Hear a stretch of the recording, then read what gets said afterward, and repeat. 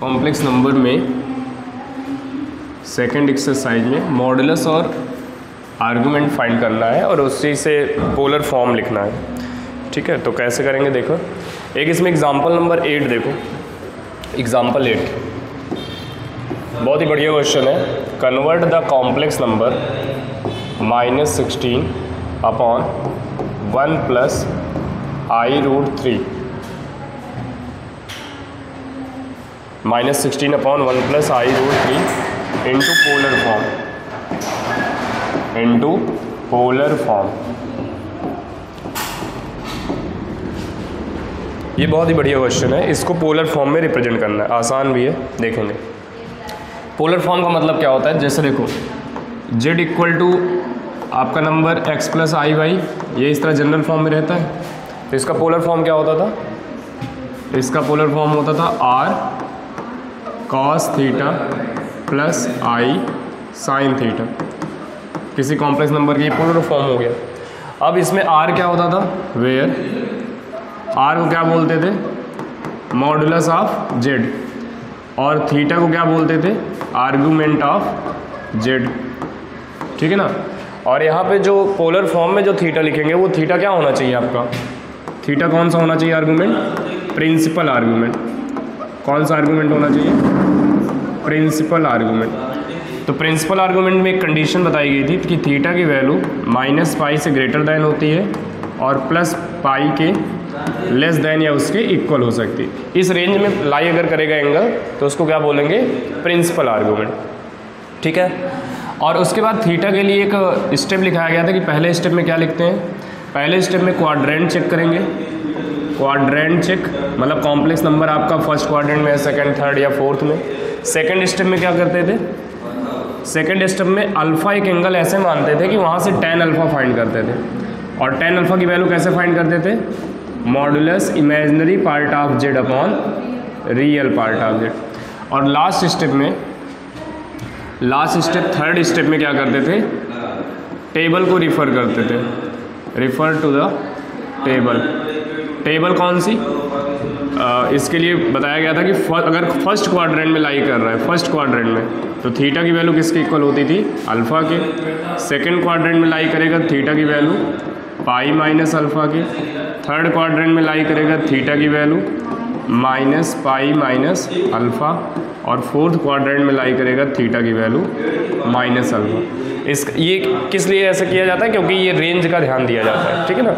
तो ये इतनी बातें होती थी किसके लिए, पोलर फॉर्म के लिए, इतना पता था। अब ये जो नंबर है आपका, ये नंबर क्या है, -16 अपॉन 1 + i√3। तो पहले क्या ये नंबर इस फॉर्म में है, इस फॉर्म में है, ये नहीं है ना। तो पहला काम क्या होना चाहिए, इसको स्टैंडर्ड फॉर्म में कन्वर्ट करना। तो रेशनलाइज, जैसे रेशनलाइज करते थे, यहाँ कॉन्जुगेट से मल्टीप्लाई करेंगे। तो 1 + i√3 में किससे मल्टीप्लाई करेंगे, इसमें मल्टीप्लाई कर देते हैं किससे, 1 - i√3 से, 1 - i√3 से। चलो देखो मल्टीप्लाई करते हैं। तो ये आपका हो जाएगा -16 इन ब्रैकेट 1 - i√3 अपॉन 1 का स्क्वायर 1 - i² और √3 का स्क्वायर कितना, 3। नेक्स्ट देखो -16 1 - i√3 अपॉन 1 और -1 और ये प्लस हो जाएगा, तो प्लस का 4 लिख देंगे, है ना, क्योंकि -1 यहाँ से आएगा, -3 और 1 कितना, 4 से 4 ये डिवाइड कर दो, कितना आ जाएगा, -4।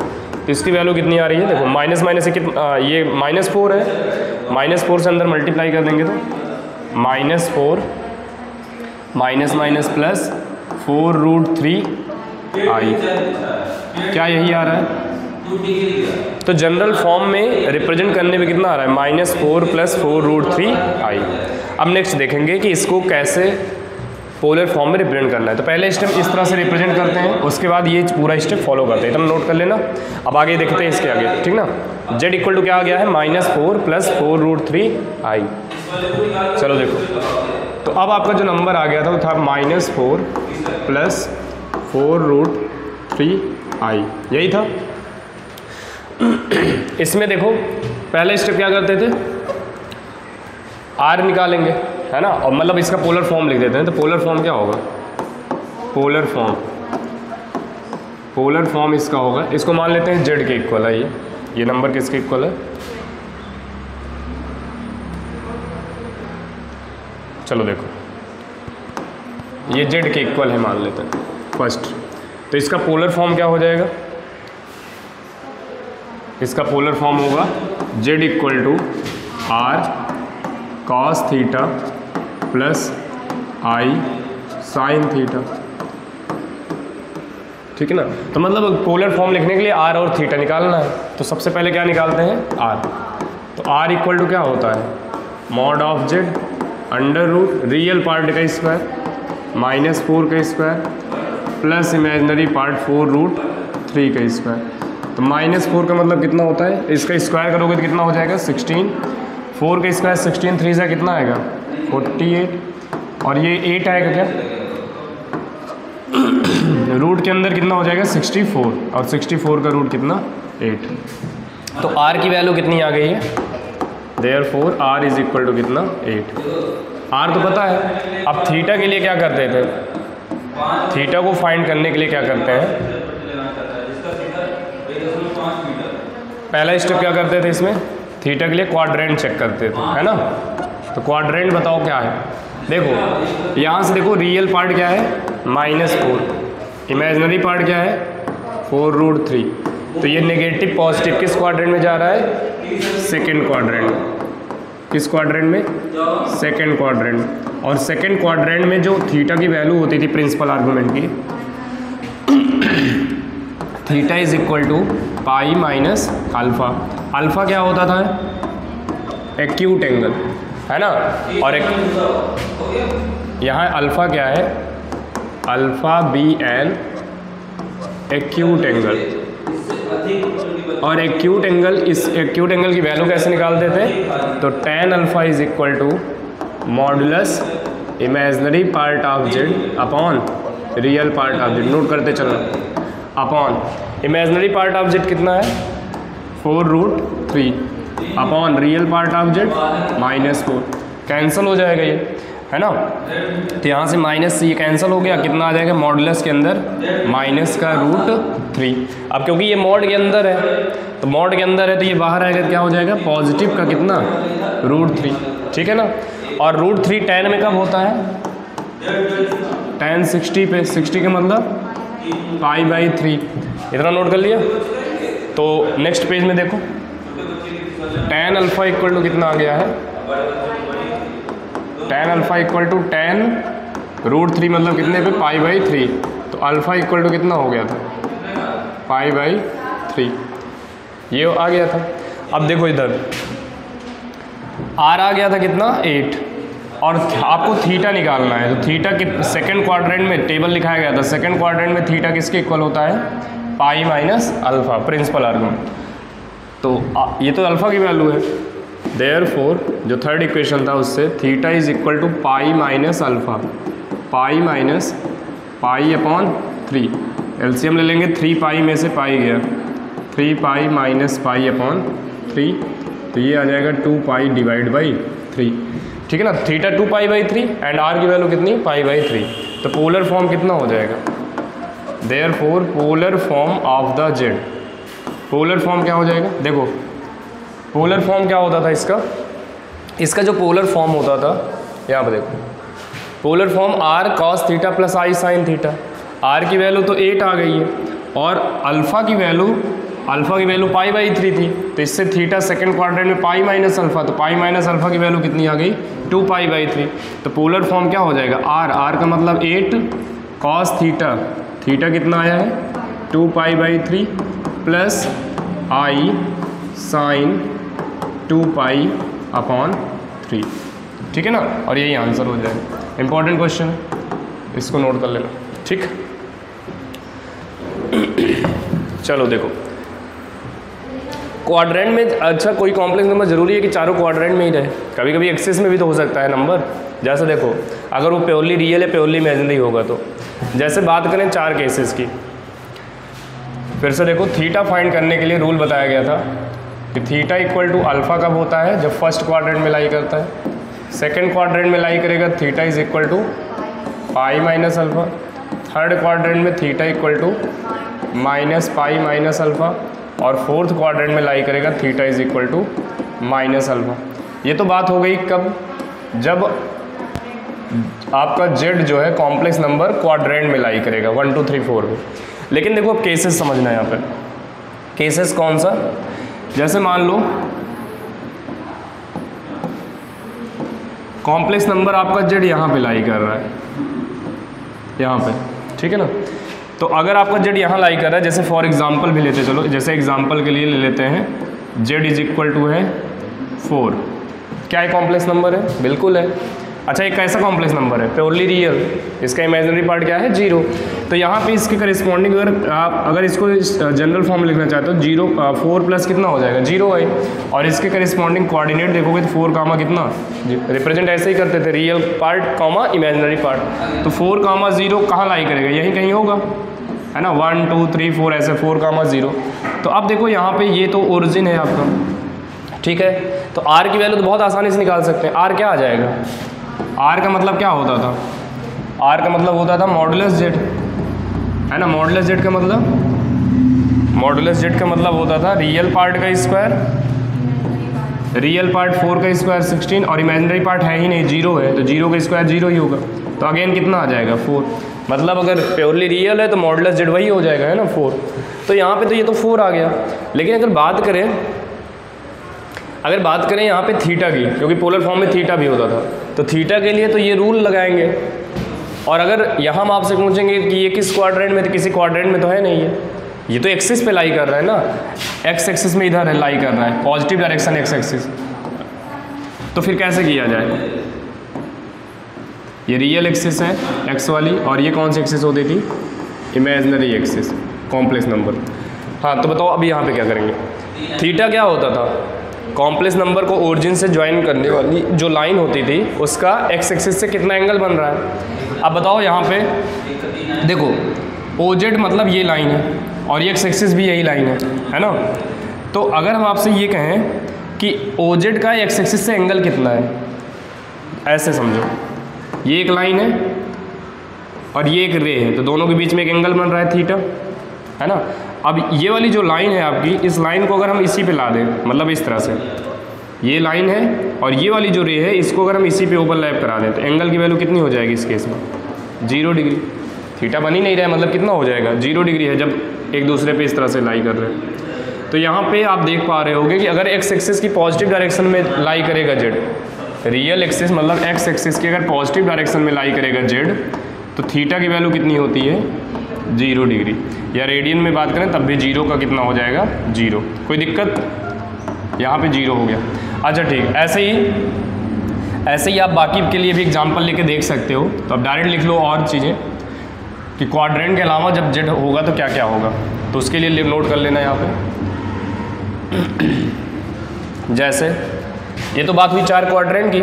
अब और कहाँ हो सकता है जेड, अगर एक्सिस पे होगा तो कहाँ होगा, देखो या तो यहाँ पे जेड होगा इस पॉइंट पे, या तो वाई एक्सिस पे आ जाएगा कहीं पे ऊपर साइड, या तो यहाँ पे हो सकता है, या फिर कहाँ हो सकता है वाई एक्सिस की नेगेटिव डायरेक्शन, यहीं 4 जगह तो हो सकता है।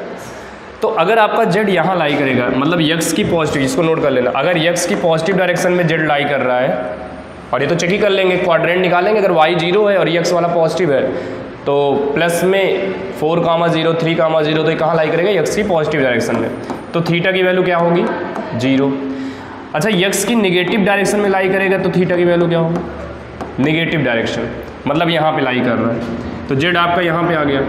तो अब यक्स एक्सिस की पॉजिटिव डायरेक्शन से एंगल कितना बन रहा है ये 180, तो इस केस में थीटा की वैल्यू 180 मतलब कितना करेंगे पाई, ठीक है। ठीक, अब ये तो यक्स एक्सिस की बात हो गई। अब अगर वाई एक्सिस की पॉजिटिव डायरेक्शन में लाई कर रहा है तो जेड, वाई एक्सिस की पॉजिटिव डायरेक्शन मतलब यहाँ लाई कर रहा है, मतलब आपका जेड यहाँ पे है, तो एंगल उस केस में देखो एक्स एक्सिस से कितना एंगल बन रहा है इसके 90, मतलब कितना पाई/2, इसमें भी कोई दिक्कत नहीं हुई होगी। अब एक लास्ट पॉसिबिलिटी, अगर वाई की निगेटिव डायरेक्शन में जेड लाई कर रहा है, मतलब यहाँ पे लाई कर रहा है, तो इस केस में क्या होगा इसको बता सकते हो। अब जेड यहाँ लाई कर रहा है, तो देखो अगर आप एंटी क्लॉकवाइज जाओगे तो ये देखो 180 से ज़्यादा हो जाएगा। और थीटा की जो रेंज होती है वो कहाँ तक होती है, -π से ग्रेटर देन और +π के इक्वल। तो आपको तो पाई से ग्रेटर देन जाना नहीं है, और ये एंगल स्टार्ट करेंगे तो ये कितना हो जाएगा, पाई से ज़्यादा हो जाएगा। तो इसलिए एंटी क्लॉकवाइज ना मेजर करके किधर मेजर करेंगे, क्लॉकवाइज। अब क्लॉकवाइज मेजर करेंगे तो देखो ये एंगल कितना है, ये देखो 90 डिग्री ही तो बन रहा है, तो ये एंगल π/2 है। लेकिन क्योंकि क्लॉकवाइज मेजर कर रहे हैं तो इसलिए इसके पहले क्या लगा देंगे, एक नेगेटिव, है ना। क्लॉकवाइज मेजर करेंगे तो एंगल में क्या लगा देते हैं, नेगेटिव। तो यहाँ पे -π/2। तो ये 4 चीज़ें और नोट कर लेना। क्वाड्रेंट के लिए तो ये 4 पॉइंट था। एक्सिस में अगर पॉजिटिव एक्स एक्सिस में तो थीटा 0, नेगेटिव एक्स एक्सिस में तो थीटा की वैल्यू पाई, वाई में पॉजिटिव तो थीटा की वैल्यू π/2, वाई में नेगेटिव तो -π/2। नोट हो गया। अब जैसे आपकी बुक में क्वेश्चन है 5.2 के क्वेश्चन करते हैं, एक तरफ से देखते हैं। चलो बताया जाए आगे। ये 4 पॉइंट नोट किए थे। जैसे एक्सरसाइज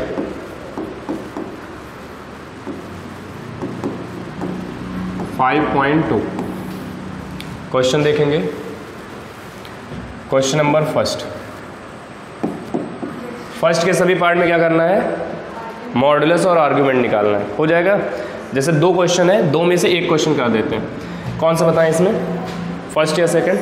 फर्स्ट कर देते हैं। चलो देखो फर्स्ट, z इक्वल टू कितना है, -1 -i√3। ये आपका क्वेश्चन है। क्या फाइंड करना है, मॉडुलस और आर्गुमेंट। समझो पोलर फॉर्म ही कर रहे हैं, क्योंकि पोलर फॉर्म को रिप्रेजेंट करने के लिए 2 ही चीज़ तो चाहिए, मॉडुलस मतलब r चाहिए और आर्गुमेंट का मतलब थीटा चाहिए। तो समझो कि अगर मॉडुलस आर्गुमेंट निकाल लिए तो पोलर फॉर्म भी निकाल लिए, है ना। तो सबसे पहले यहाँ r निकाल लेते हैं।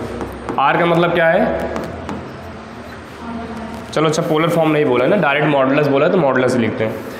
तो मॉडुलस z इक्वल टू कैसे निकालते थे, √ रियल पार्ट -1 का whole square plus imaginary part, मतलब इमेजिनरी पार्ट यहाँ कितना है, i का कोफिशिएंट -√3 का होल स्क्वायर। तो ये कितना हो जाएगा, 1 + 3 तो 2 आ जाएगा। तो मॉडुलस कितना आ गया, 2 यूनिट। अब उसके बाद आर्गुमेंट निकालते हैं। आर्गुमेंट निकालने का स्टेप बताया गया है ना, कैसे निकालते हैं। तो कैसे करेंगे, यहाँ पे देखो सबसे पहले क्वाड्रेंट चेक कर लेते हैं। और यहाँ हम आर्गुमेंट, कौन सी आर्गुमेंट की बात कर रहे हैं, जो थीटा है, इस थीटा को मान लेते हैं ये किसको रिप्रेजेंट कर रहा है, आर्गुमेंट ऑफ z। और उसमें भी कौन सा आर्गुमेंट, प्रिंसिपल आर्गुमेंट की बात की। कौन सा argument, principal argument. Principal argument मतलब थीटा लाइज बिटवीन -π, यहाँ इक्वलिटी नहीं लेते क्योंकि 2 जगह आ जाएगा, -π से बड़ा होगा थीटा और +π से छोटा या उसके इक्वल हो सकता है, ठीक है ना। तो क्वाड्रेंट चेक करते हैं। तो क्वाड्रेंट चेक में देखो यहाँ पे क्वाड्रेंट क्या पॉइंट क्या बन रहा है, -1, इमेजिनरी पार्ट -√3, हाँ थर्ड क्वाड्रेंट।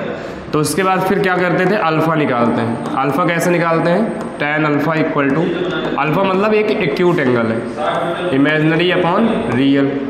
वैल्यू रखो, इमेजिनरी पार्ट कितना है, -√3 अपॉन रियल पार्ट -1। यही है ना।